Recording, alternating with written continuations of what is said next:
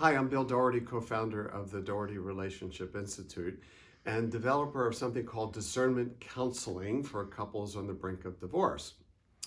And I want to talk about the moment in which in couples therapy we know we're getting somewhere, we're taking off.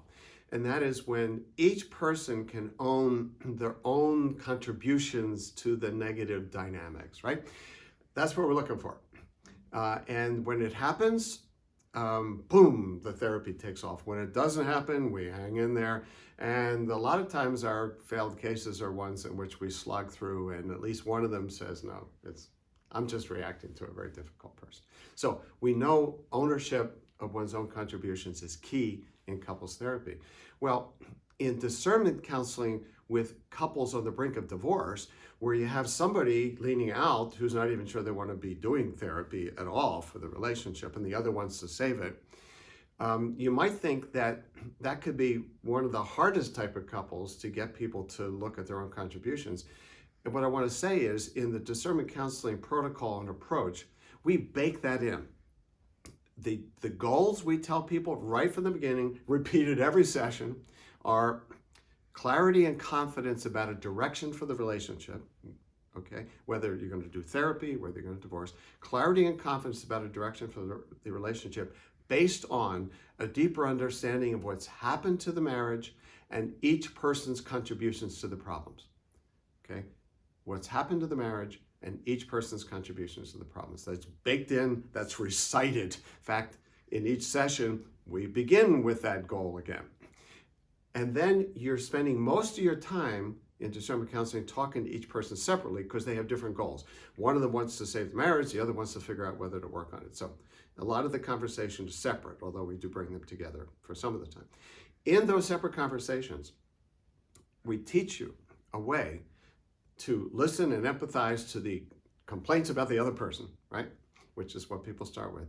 And then how to make a transition into looking at their own contributions, including a number of ways to kind of scaffold that so that there's increasing attention to it, increasing intensity for them to take a look at their contributions. People are often more willing to look at their contributions then and there with help because you're doing it individually. They're not going to lose face in front of their spouse. And because there's a lot on the line right now. There's a lot on the line.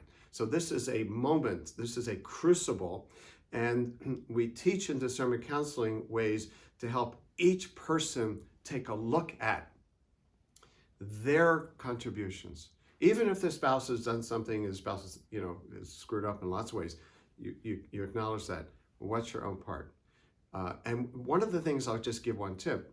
One of the things that we tell people is that something like this, I'm concerned that if you don't learn enough about how you've been part of the maintenance of these problems, that you're going to go into another relationship and get into the same kind of situation. I say you can't divorce yourself. We carry ourselves with us into new relationships. So this part of couples therapy, of looking in the mirror, that can be seemed so hard to get to for a couple on the brink is actually something that discernment counseling helps people get to in a relatively short amount of time. We're working on this right from the first session of the 5 we do. Not kind of hanging out for a long time, right in there, look in the mirror, learning. You still may want to divorce, your spouse may still want to divorce you, but you come out of this with a deeper learning about yourself, what you've contributed and what resources you can draw on to not do the same in the future.